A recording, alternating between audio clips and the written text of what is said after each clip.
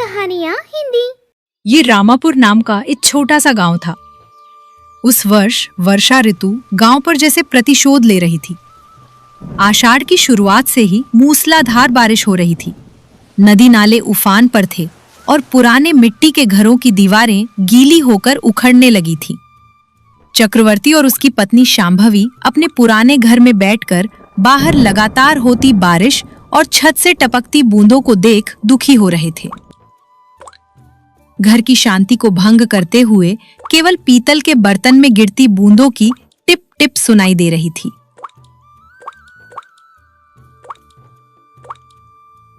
तब चक्रवर्ती की पत्नी शांभवी ने कही, हे जी, देखिए ना, ये बारिश तो थमने का नाम ही नहीं ले रही। पूरी छत भीग गई है, अब क्या करे? मैं देख रहा हूँ शांभवी, ये बारिश नहीं, हमारा भाग्य टपक रहा है। खेत में बोया सारा बीज पानी में बह गया। जो थोड़े बहुत पैसे थे वे भी बीजों में चले गए। अब अगर ये घर ढह गया तो हम सड़क पर आ जाएंगे। ऐसा मत कहिए, ईश्वर हमें इतना निर्दयी होकर नहीं छोड़ेगा। थोड़ा धैर्य रखिए, मैं उस कोने में एक और बर्तन रख देती हूँ, वरना फर्श पूरा गीला हो जाएगा। रख दो, जितने बर्तन रखने हैं रख दो। समझ नहीं आता कि ये घर है या पानी का घड़ा। बचे हुए कुछ अनाज के दाने भी सीलन की वजह से खराब हो रहे हैं। शांभवी पति को दिलासा देते हुए, आप इतना दुखी क्यों होते हैं? पड़ोसन लच्छावा के घर की आधी छत तो उड़ गई है, हमारा घर फिर भी बेहतर है। कम से कम सिर छिपाने के लिए छत तो है। वो छत भी पता नहीं कब तक। उस पश्चिमी दीवार को देखो, वो कभी भी गिर सकती है। इस बारिश में बाहर जाकर सहारा देने के लिए कुछ लकड़ियां भी नहीं ला पा रहा हूँ। ठीक उसी समय दरवाजे के सामने एक बैलगाड़ी के रुकने की आवाज आई। चक्रवर्ती और शांभवी ने आश्चर्य से एक दूसरे की ओर देखा। अरे इस मनहूस बारिश और कीचड़ में कौन आया है? अरे शायद कोई मुसीबत में हो, देखिए तो सही। दोनों ने दरवाजा खोला और बाहर देखा। गाड़ी से दो लोग पूरी तरह भीगे हुए और थर थर कांपते हुए नीचे उतरे। उन्हें देखते ही शांभवी का चेहरा खिल उठा, जबकि चक्रवर्ती का चेहरा उतर गया। भैया, भाभी, आप इस बारिश में इस समय? हाँ शांभवी, हम ही हैं। जब शहर से निकले थे तो तब बारिश की एक बूंद भी नहीं थी। इस बारिश के कारण गाड़ी वाले ने आगे जाने से मना कर दिया। इस गांव को पार किए बिना हम अपने गांव नहीं पहुंच सकते। अब हम क्या करें? सुब्बा रायडू गाड़ी वाले को पैसे देते हुए तभी याद आया कि तुम लोग यहाँ हो, तो सिर छिपाने के लिए चले आए भैया। बुरा मत मानना। अरे भैया, इसमें बुरा मानने वाली क्या बात है? आइए अंदर आइए, आप पूरे भीग गए हैं। दोनों अंदर आए। घर में जगह जगह टपकते पानी और दीवारों की सीलन देखकर पार्वती और सुब्बा रायडू ने एक दूसरे की ओर देखा। भाभी, घर थोड़ा पुराना है, इस बारिश में ऐसे टपक रहा है। आप उस कोने में बैठिए, मैं चूल्हा जलाकर पानी गर्म बैठाती हूँ। मेरी ये पुरानी साड़ी पहन लीजिए। अजी, आप अपनी एक धोती भैया को दीजिए। हाँ ठीक है, उस संदूक में है, देख लो। शांभवी, घर ऐसा क्यों है? शहर में तो ऊंची इमारतें भी इस बारिश को झेल लेती है, गांव के घर इतने कमजोर क्यों हैं? वाह, आई है तो चुपचाप बैठने के बजाय हमारे घर में कमियां निकाल रही है। पुराने घर हैं भैया, मिट्टी की दीवारें हैं, बारिश की मार से भीग जाती हैं। आपके शहर के पक्के घरों जैसे नहीं है। कोई बात नहीं पार्वती, खुश हो कि सिर छिपाने के लिए जगह मिल गई।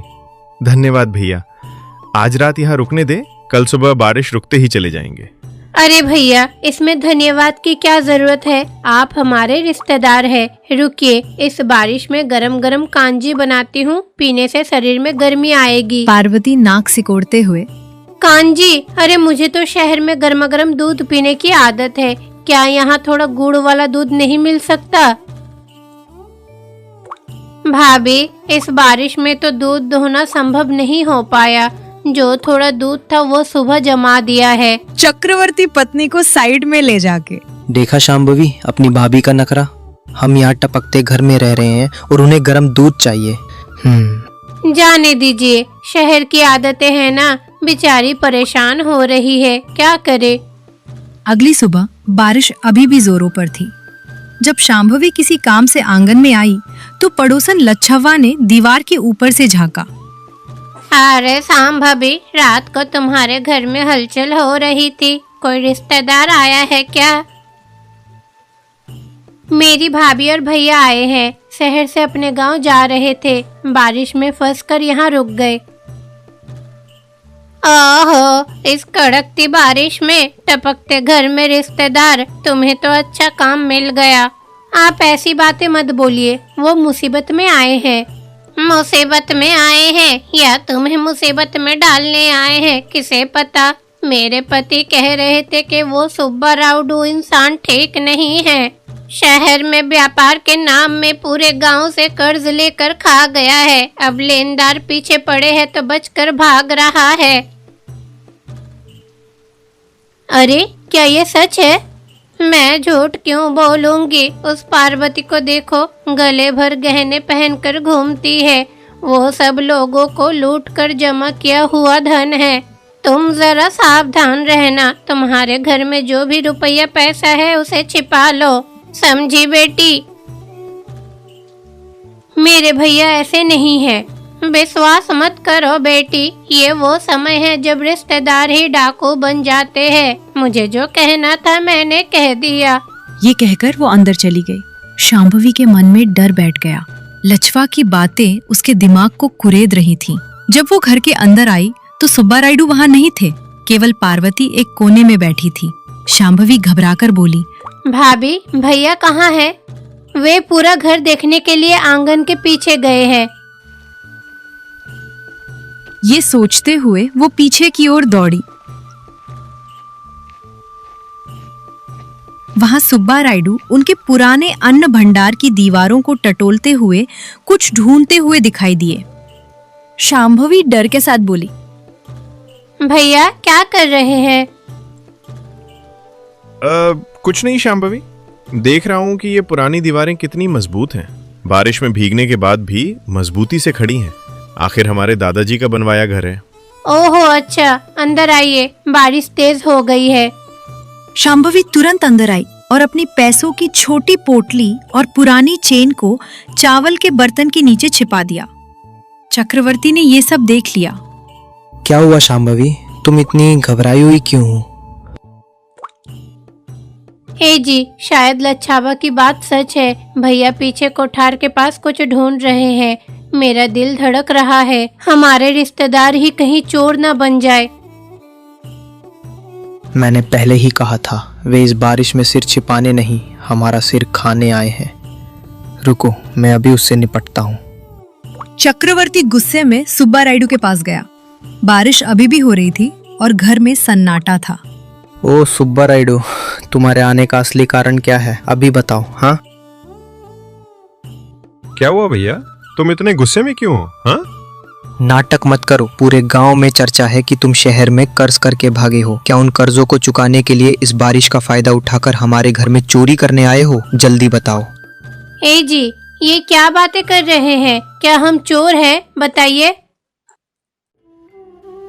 तो और क्या भाभी, मेरे पति ने सुबह देखा है, भैया कोठार वाले कमरे में कुछ ढूंढ रहे थे। क्या आप हमारे घर कुछ चुराने आए हैं? शांभवी, तुम भी? ये कहने के लिए तुम्हारी जबान कैसे चली? जबान नहीं, सच बाहर आ रहा है। जब से आए हो घर को चोर की नजर से देख रहे हो। तुम्हारी पत्नी को गर्म दूध चाहिए। क्या हमें कमजोर समझ रखा है? इसी वक्त इसी बारिश में हमारे घर से बाहर निकल जाओ। अरे सांभवी, मुझे माफ कर दो। मैंने शहर की आदत में कुछ कह दिया होगा, लेकिन तुम्हें नीचा दिखाने के लिए नहीं। रुको पार्वती, रो मत। जब हमने गलती नहीं की है तो डरना कैसा?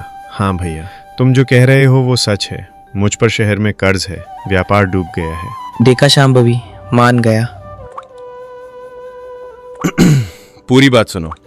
मैं कर्ज में हूं, ये सच है, और मैंने कोठार में कुछ ढूंढा, ये भी सच है। क्या ढूंढ रहे थे भैया? चोरी करने के लिए नहीं शांभवी, ये हमारे पूर्वजों का घर है। मेरे पिताजी ने मरने से पहले मुझसे एक बात कही थी, बेटा, अगर कभी परिवार पर कोई बड़ी मुसीबत आए तो हमारे पुराने घर के कोठार में पश्चिमी दीवार के आला के नीचे तीसरी ईंट निकाल कर देखना, हमारे दादाजी ने हमारे लिए कुछ छिपाया है। चक्रवर्ती और शांभवी हैरान रह गए। व्यापार डूबने के बाद मुझे ये बात याद आई। तुमसे मांगने में मुझे शर्म आ रही थी। ये बारिश ईश्वर बनकर आई और मुझे यहाँ रुकने पर मजबूर कर दिया। इसलिए जब कोई नहीं था तो मैं देख रहा था कि वो ईंट कहाँ है। मेरा इरादा चोरी का नहीं, अपने अधिकार, अपने दादाजी की संपत्ति को ढूंढना था। क्या ये सच है? विश्वास नहीं है तो अभी चलिए, मैं आपके सामने ही देखता हूँ। अगर वहाँ कुछ नहीं मिला तो जैसा तुमने कहा मैं चोर हूँ। इसी बारिश में अपनी पत्नी के साथ चला जाऊंगा। चारों कोठार में गए। बारिश का पानी वहां भी टपक रहा था। सुब्बा रायडू सीधे पश्चिमी दीवार के पास गए। वहां पुराने आले के नीचे की ईंटें गिनी। 1 2 3। भैया, यही वो ईंट है। चक्रवर्ती ने एक कुदाल ली और ईंट को हटाने की कोशिश की। वो आसानी से निकल आई। उसके पीछे खाली जगह में एक पुराने तांबे के लोटे पर ढक्कन लगा था। सबकी धड़कनें तेज हो गईं। सुब्बा रायडू ने कांपते हाथों से वो लोटा निकाला। वो भारी था। ढक्कन खोलने पर उसमें पुराने समय के सोने के सिक्के और एक मोतियों का हार निकला। देखा भैया, मैं चोर नहीं हूँ। ये मेरे दादाजी की मेरे लिए छोड़ी गई संपत्ति है। चक्रवर्ती और शांभवी ने शर्म और पश्चाताप से सिर झुका लिया। बाहर पड़ोसन लच्छव्वा ये सब खिड़की से देख रही थी। मुझे माफ कर दो भैया। तुम जो मेरे सगे भाई जैसे हो, मैंने पड़ोसियों की बात सुनकर तुम पर शक किया। इस बारिश में आए रिश्तेदार को भगवान की तरह देखना चाहिए था। हाँ भाभी, मुझे भी माफ कर दो। हमारी बुद्धि भ्रष्ट हो गई थी। आप हमारी मदद करने आई और हमने ही आपको बुरा भला कहा। अरे नहीं भैया, आपकी गलती नहीं है, परिस्थितियां ही ऐसी थी। और वैसे भी ये संपत्ति इस घर में मिली है, इसमें आपका भी हक है। नहीं भैया, ऐसा मत कहो। ये तुम्हारे पूर्वजों की कमाई है। तुम्हारी मुश्किलें दूर करने के लिए ही ईश्वर ने तुम्हें इस बारिश के रूप में यहाँ भेजा है। हमें ये पैसा नहीं चाहिए, बस तुम्हारा साथ काफी है।